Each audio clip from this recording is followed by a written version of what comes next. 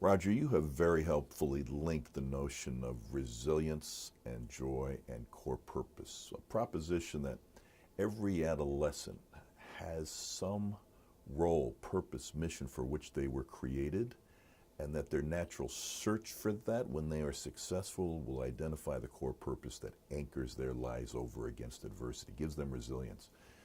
But when I was listening to you, I've reflected on so many young people with whom I've worked, where the culture is really not encouraging them to ask for what purpose they were created at all, but telling them this is the path that it betokens success. It requires admission to elite education.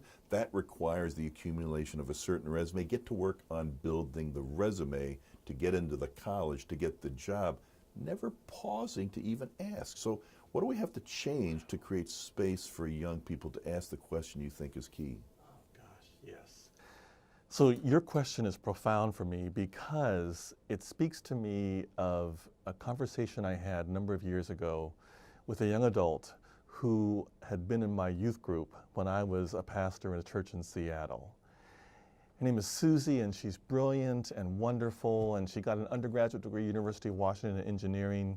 She went on for a master's degree in aeronautical engineering. She got a promotion at Boeing and was doing really well. And at each step of the way, I remember being one of those in the community of faith saying to Susie, great, congratulations on getting into grad school, congratulations on your master's degree, on your promotion at Boeing. And at one point, she asked me to have lunch with her when I was visiting back my folks in Seattle. And she said, I want you to know that I hate what I'm doing. And I was stunned. And I said, Susie, what are you talking about? And she said, you know what I do pretty much every single day? Pretty much every single day, I go into the office and look at these plans for these airliners, and that's not insignificant, I get it. But she said, I'm doing these incremental, every single day, looking at plans, and it does nothing for my life, and it doesn't help me know who God is. She said, at every single turn, you and others in this church have said to me, great job getting a master's degree in aeronautical engineering, great getting a promotion at Boeing, wonderful getting to an elite level of management at Boeing.